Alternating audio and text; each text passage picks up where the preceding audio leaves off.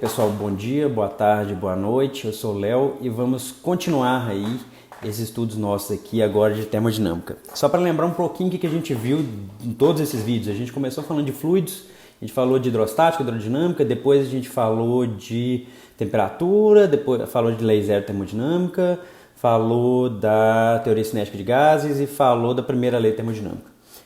Fiz essa revisãozinha aqui rápida, mas só para falar que agora nós vamos entrar num segundo tópico, que chama segunda lei termodinâmica. É o último tópico desses vídeos nossos. É um tópico muito interessante e esse vídeo eu vou tentar fazer ele o mais qualitativo possível. Tem uma equação, mas não é para vocês assustarem.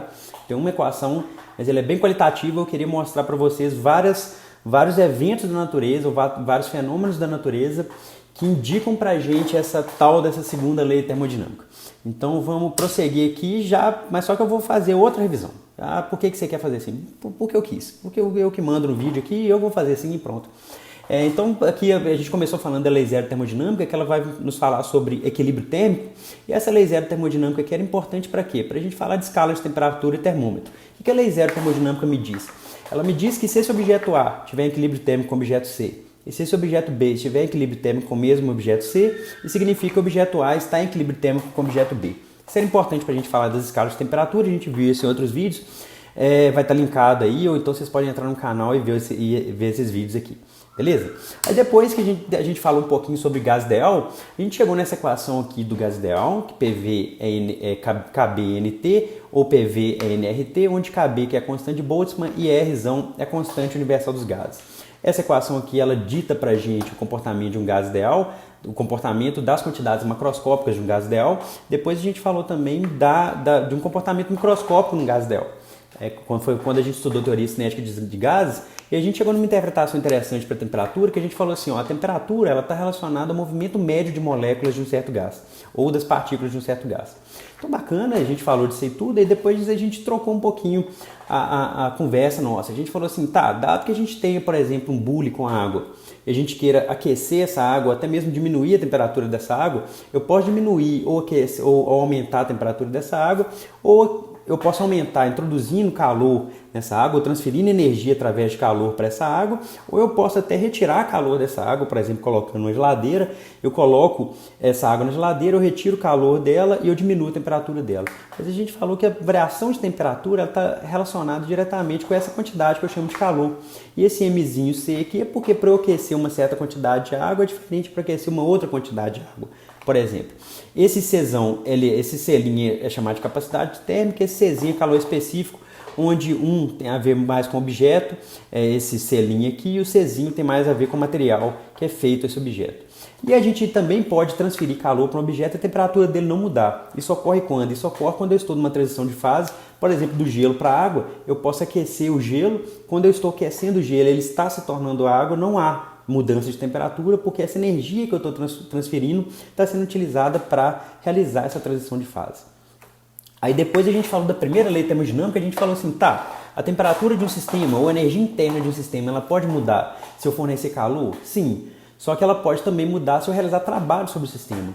Então a gente fala um pouquinho do experimento de Joule, e a primeira lei termodinâmica nos diz que essa quantidade aqui, o calor, mais o trabalho realizado pela vizinhança, isso é igual a variação de energia interna do sistema. E aqui eu estou chamando a atenção aqui esse trabalho realizado pela vizinhança, porque se a gente tiver aqui o trabalho realizado pelo sistema, basta trocar o sinal desse camarada aqui. Eu já discuti isso em outro vídeo também. Então, dessa forma, a primeira lei termodinâmica, isso aqui está em verde, aqui não é à toa, essa primeira lei termodinâmica é muito importante. Ela vai me falar que a variação de energia interna de um certo sistema, isso aqui é igual ao calor transferido para o sistema ou retirado do sistema, mais o trabalho realizado pela vizinhança sobre o sistema. Então, eu posso variar a energia interna do sistema? Posso, desde que eu transfira energia para ele ou que eu realize trabalho sobre ele. A primeira lei da termodinâmica nada mais é do que uma lei sobre conservação de energia. Ela está me falando que energia é conservada, basicamente é isso. E para um gás ideal, a gente viu que a variação de energia interna está relacionada à variação de temperatura desse gás ideal.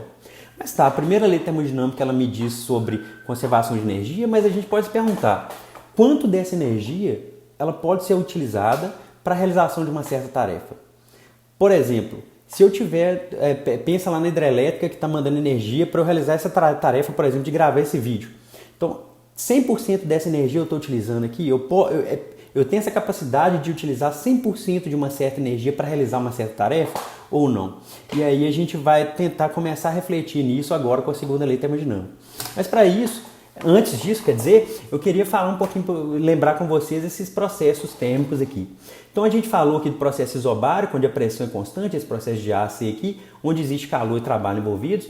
A gente falou também de processo isovolumétrico, eu coloquei essa outra palavra aqui, que é a mesma coisa, isovolumétrico e isocórico é a mesma coisa, onde existe calor envolvido, mas o trabalho é nulo. A gente falou de processo isotérmico, onde a variação de temperatura é nula, portanto, para um gás ideal, a variação de energia interna é nula e existe calor e trabalho envolvido. Para um processo adiabático, que ele está em isolamento térmico, existe trabalho envolvido, mas o calor transferido é nulo, porque é adiabático.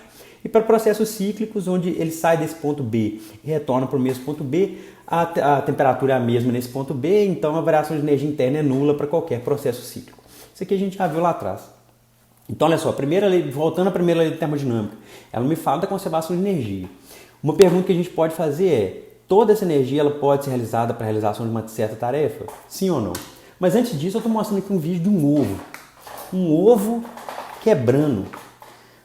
Para que eu estou mostrando um vídeo de um ovo quebrando, certo? Mas só que olha só, o ovo ele é um objeto, um ovo antes dele quebrar, ele é um objeto extremamente ordenado. E depois que o ovo quebra, ele se torna um objeto extremamente desordenado. E mais do que isso, se eu inverter esse vídeo que eu estou mostrando aqui, vocês vão ver que o ovo que ele estava desordenado, eu consigo perceber que esse ovo ele estava desordenado, que ele vai se tornar uma coisa ordenada, e isso eu consigo perceber claramente que o vídeo está voltando no tempo aqui. Tá certo? Então, olha só, mas só que tem duas coisas que eu estou falando aqui que são importantes. Um é que eu posso falar dessa reversão temporal do ovo, eu estou revertendo, eu estou vendo o negócio vindo de trás para frente no tempo. Eu estou falando de organização do ovo. O ovo estava num estado extremamente ordenado, ele está indo para um estado desordenado. Mas o que tem a ver isso com a segunda lei termodinâmica? E aí eu estou mostrando agora um vídeo com bolinhas batendo uma na outra. Tem duas bolinhas aqui, essas duas bolinhas elas estão trombando e elas saem, depois elas voltam e se tornam de novo. A pergunta que eu quero fazer nesse vídeo dessas bolinhas aqui é, essas bolinhas elas estão indo, qual que está indo para frente ou para trás no tempo? Certo? Um deles eu inverti no tempo. Qual que é? É esse camarada batendo aqui fazendo assim ou é esse camarada vindo aqui fazendo assim? E aí? E aí vamos tentar pensar nesse vídeo das bolinhas, fazer esse experimento aqui. Só que aí eu mudei até o nome aqui, tá todo mundo em isolamento aí, o pessoal deve estar com saudade de sinuca. Eu coloquei aqui, ó, sinuquinha básica. Vamos pensar aqui numa mesa de sinuca e ela está sendo filmada de cima. Então vocês estão vendo isso aqui como está sendo filmado. Então aqui eu tenho uma bolinha aqui azul, eu vou dar uma tacada nessa bolinha azul, ela vai bater nessa bolinha amarela. Então é isso que eu estou fazendo aqui, ó. Dei uma tacada na bolinha azul, ela bateu na bolinha amarela e as duas vieram para cá. Só que aí como tem alguma pessoa filmando, essa pessoa vai reverter isso e vai fazer o seguinte, quando essa pessoa reverte isso e entrega para você, sem mostrar os tacos, sem mostrar nada, vai te mostrar o seguinte, vai mostrar duas bolinhas aqui, elas indo uma em direção à outra, elas estão fazendo assim, pum, e depois elas vão trombar e essa bolinha azul vai vir parar aqui e elas pararam ali. Essas duas situações, pelo menos eu acho bem plausível, bem provável essas duas situações ocorrerem. Tanto uma bolinha vindo aqui batendo e saindo assim, quanto as duas voltando assim e fazendo isso. É plausível essas duas situações ocorrerem até na natureza, assim, de uma certa forma. É até bem provável dessas duas camaradas acontecerem. Mas agora vamos pensar no seguinte, agora eu tenho uma bolinha aqui azul e tem 15 bolinhas aqui ordenadas, e aí eu queria que vocês já lembrassem lá do ovo lá. Eu tenho 15 bolinhas aqui ordenadas, elas estão aqui em formato de triângulo. Eu vou dar uma tacada nessa bolinha azul, e aí o que acontece? Quando essa bolinha vem aqui, ela bate nessa bolinha verde-limão, e depois todas elas saem aqui, com cada uma com uma certa velocidade. Vocês acham que é provável, ou que tem uma probabilidade alta de acontecer o contrário? Ou seja, todas essas bolinhas, por si só, ou elas por si só, elas vão voltar, se tornar um triângulo, essa bolinha azul vai bater na bolinha verde-limão e vai voltar para o estado que ela estava. Vocês acham que a probabilidade disso acontecer é alta? E aí que eu queria que vocês pensassem o seguinte, essas duas situações, qual que é a diferença entre as duas? Em uma situação eu tinha só duas bolinhas, uma trombando com a outra, e nessa segunda situação onde eu tenho triângulo aqui, eu tenho muito mais bolinhas, eu tenho muito mais estados acessíveis ao meu sistema. O meu sistema é a sinuca. Antes eu tinha duas bolinhas que elas podiam trombar ali, pronto. Agora eu tenho 16 bolinhas. Eu tenho muito mais estados acessíveis a esse sistema meu aqui. certo? Então vocês já podem pensar nisso. Eu estou falando várias coisas aqui para vocês já irem pensando. Por exemplo, com relação à reversão temporal. Esse estado de todas as bolinhas juntarem no triângulo e depois essa bolinha azul voltar, isso é muito menos provável de acontecer do que outras coisas na natureza. E aí eu consigo até identificar, se alguém me mostrar esse vídeo rolando de trás para frente, ou seja, todas essas bolinhas aqui tornando um triângulo de novo e essa bolinha azul voltando, eu vou falar, pô, não, você está voltando o vídeo de trás para frente, porque a chance disso acontecer é muito pequena, certo? E aí pronto, aí eu queria agora trocar o experimento. Agora o experimento meu tem uma moeda, então olha só, essa questão da sinuca, queria que vocês já tentassem ligar isso com o ovo. Como assim ligar um sinuca? Léo, você quer que eu coloque um ovo? Você quer que eu jogue sinuca com ovo? Não, não é isso não. Quero que vocês tentem ligar as duas coisas. O ovo ele estava no estado ordenado, ele se tornou um estado desordenado. Aqui eu tinha 15 bolinhas no estado extremamente ordenado, que era do triângulo, e depois elas se tornaram no estado desordenado. Tá certo? E essa questão desse ordenamento por si só na natureza, isso é muito improvável. Então olha só, agora meu experimento eu tenho duas moedas, moeda aqui com a face A e a face B, eu não quis colocar cara e coroa, eu fiz aqui 101.690 jogadas dessa moeda. Eu não fiz não, isso aqui é só uma tabela, mas eu tenho que eu fui jogando a moeda aqui e fui anotando. Deu A, deu B, deu A, deu B, deu A, deu B. E eu vi que essas moedas são moedas até justas. Justa significa que se eu faço esse experimento aqui muitas vezes, aproximadamente 50% vai dar a face A, 50% das vezes vai dar a face B. Então, se eu fizer essa conta aqui, eu vou ver isso aqui, certo? E aí, a única fórmula que vai ter nesse vídeo vai ser essa que chama entropia de Shannon. Não precisa ficar com medo dessa fórmula, não. Essa fórmula aqui está me dizendo o seguinte, que esse S aqui que eu chamo de entropia de Shannon, esse S aqui ele vale menos a soma desse pesão de x log pesão de x. Log na base 2 de pesão de x. O que é esse pesão de x? Esse pesão de x é a probabilidade de um certo evento acontecer. Por exemplo, qual que é a probabilidade dessa face A cair quando eu jogo a moeda? É meio. Então eu coloquei aqui, ó, meio. Qual que é a probabilidade dessa face A cair? É meio. Então eu só vou fazer essa continha aqui. É só isso. Então, esse pesão é a probabilidade de um certo evento acontecer. Então, quando eu calculo essa quantidade que eu estou chamando de entropia de Shannon, para essa moeda minha, que eu estou chamando aqui de moeda justa, essa quantidade está dando 1. Está dando esse valor 1. Eu estou colocando aqui unidades arbitrárias. Então, essa entropia de Shannon está dando esse valor 1. Decorem esse valor aqui. Ó. Então, a entropia de Shannon para moeda justa está dando 1. Mas aí vamos supor que você vai jogar essa moeda aqui, e aí você foi brincar com outra pessoa, e essa pessoa não era tão honesta, essa pessoa manipulou essa moeda, de certa da seguinte forma. Esse lado aqui da face A, ele tem muito mais massa que o lado da face B. Portanto, ele caía mais para baixo e a face B caía mais virado para cima. A pessoa manipulou a moeda e fez uma moeda injusta. A pessoa fez uma moeda que ela tinha 99% de chance de cair a face B e 1% de chance de cair a face A. E aí, se você calcula isso, aqui, ó, você está vendo aqui que você jogou aqui, deu muito mais B, B, B, B, B, B, B. E aí você calculou essa entropia, essa quantidade que você chamou de entropia, você calcula e está dando 0,081, que é muito menor do que aquela quantidade que você tinha calculado cá atrás, que era 1. Então, olha só, para moeda justa, essa entropia está dando 1. Para moeda injusta, essa entropia está dando bem menor. Qual que é a diferença entre as duas? A diferença é que nessa moeda injusta, a sua ignorância com relação à moeda, ela é bem menor do que na moeda justa. Por quê? Porque você tem mais certeza que pode cair esse lado B. A moeda foi manipulada, tá certo? Então, se a moeda foi manipulada, significa que você tem mais chance de cair esse lado B do que o lado A. Beleza? Então, sua ignorância com relação à moeda diminuiu nesse caso aqui. Então, essa entropia aqui, na verdade, ela está medindo para você a quantidade de ignorância que você tem com relação ao seu sistema. Quanto maior essa entropia, maior a ignorância que você tem com relação a esse sistema seu aqui. Então, por exemplo, na moeda justa, sua ignorância aqui era bem maior do que na moeda injusta. Sua entropia era maior. Vamos fazer a mesma brincadeira com dado. Então, eu tenho aqui um dado de 6 lados. Um dado justo, ele tem probabilidade de cair 1/6 para cada lado. Então, tem 1/6 aqui para 1, 2, 3, 4, 5, 6.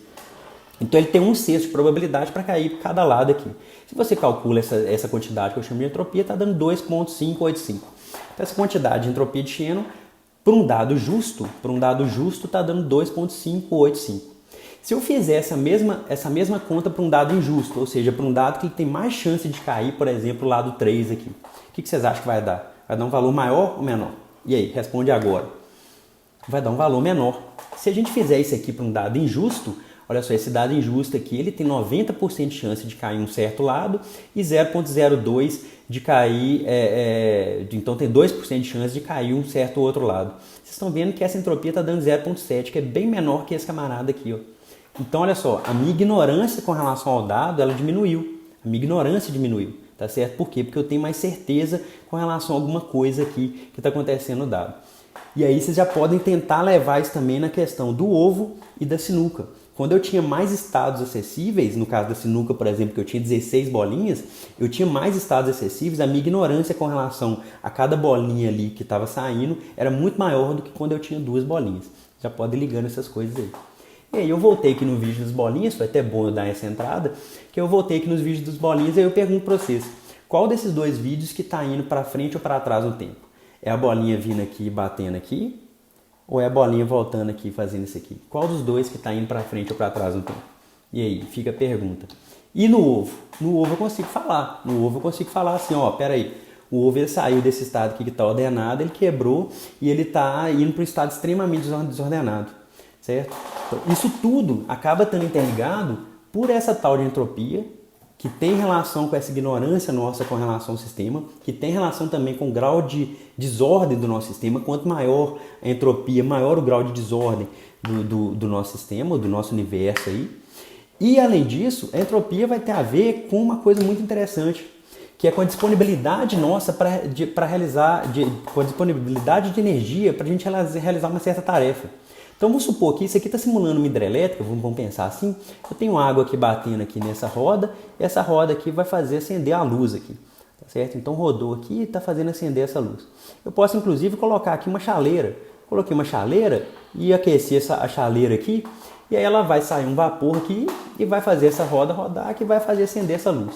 Se eu diminuir aqui, vocês vão ver que vai parar, uma hora vai parar, deixa eu trocar aqui, vou colocar um camarada aqui, mas aqui ó, a chaleira está aqui parada, não tem luz sendo acesa aqui. Na hora que eu aquecer a chaleira, olha só, eu estou transferindo energia para a água, essa água que está sendo transferida aqui está sendo transformada aqui em vapor, que está rodando, que está fazendo a luz acender. Pergunto para vocês, toda essa energia que eu estou fornecendo aqui está sendo utilizada para realizar essa tarefa de acender a luz? E aí eu posso ainda brincar e colocar um motor aqui, ó. Toda essa energia, 100%, eu estou perguntando isso, 100% dessa energia que eu estou fornecendo aqui está sendo utilizado para fazer esse motor girar? E aí vocês já podem pensar no que a gente vai estudar mais agora para frente. A gente vai falar de máquinas térmicas, a gente vai falar assim, ó, aí você já pode pensar no motor diesel, no motor de carro. Se eu pegar um motor de carro, por exemplo, eu estou utilizando ali um combustível para exercer alguma tarefa. 100% do meu combustível que eu estou queimando, eu estou utilizando para fazer o carro funcionar? Sim ou não? E aí você já pode ir pensando nisso, e aí você já pode ir pensando se existe um certo limite de eficiência de algum certo motor ou de algum certo grau de utilização da minha energia para realizar uma certa tarefa. Então isso aqui é basicamente uma máquina térmica. Eu estou utilizando energia térmica para realizar alguma tarefa, que no caso aqui é ligar esse motor aqui. Tá certo? Eu poderia colocar aqui uma lâmpada, dando a mesma, a ideia é a mesma. Então está dando para vocês entenderem a ideia? Então isso tudo está relacionado com essa tal de entropia. Então as conclusões aqui desse vídeo. Esse vídeo eu queria deixar mais perguntas para vocês do que respostas para vocês pensando. Conclusões. Na natureza existem processos que são reversíveis e processos que são irreversíveis, sendo raríssimos os processos reversíveis. Nesse vídeo aqui, quais são exemplos de processos reversíveis e de processos irreversíveis? Se vocês pensarem lá nas 2 bolinhas batendo, isso aí são processos reversíveis. Porque eu posso pensar nas 2 voltando o tempo aqui e a outra bolinha voltando para onde que ela estava. Um processo irreversível é, por exemplo, o ovo ele se patifando e se abrindo. Um processo irreversível na natureza. E processos irreversíveis são bem mais comuns do que processos reversíveis. Processos, por exemplo, que acontecem com efeitos de atrito e de viscosidade, são todos processos irreversíveis. Mas eu queria deixar isso aqui como conclusão, e o número de estados acessíveis para cada sistema influencia diretamente no grau de ignorância que a gente tem sobre ele. E aí vocês já podem pensar nas bolinhas lá da sinuca. Quando eu tinha 2 bolinhas, eu tinha menos ignorância do que quando eu tinha 16 bolinhas, tá certo? A gente pode mensurar essa nossa ignorância com relação a estados físicos utilizando essa quantidade que a gente chama de entropia. E aí vocês lembram lá do exemplo da moeda e do dado? Quando eu tinha um dado que ele não era justo, ou um dado que ele estava manipulado, a minha ignorância era menor, portanto essa entropia era menor. A entropia ela também nos informa qual a quantidade de energia que pode ser disponibilizada em cada processo para a realização de trabalho. E aí vocês lembram lá da simulação, deixo para vocês darem uma brincada. E quanto maior a entropia, maior a nossa ignorância com relação aos estados físicos. E quanto maior a entropia, maior o grau de desordem do nosso sistema físico. E aí vocês já vão ligando isso com relação à seta do tempo, a reversão temporal e tudo mais. Não sei se deu para entender essa ideia desse vídeo. A ideia do vídeo, na verdade, foi... existe essa quantidade que chama entropia que ela vai limitar para a gente a utilização de energia para realizar uma certa tarefa. Nossa ideia nos próximos vídeos é falar um pouco mais de entropia e tentar calcular principalmente a eficiência de máquinas térmicas. Espero que tenha dado para entender. Eu quis fazer um vídeo mais qualitativo para a gente dar uma entrada nessa ideia de segunda lei termodinâmica. Fiquem bem aí, um grande abraço, falou, tchau!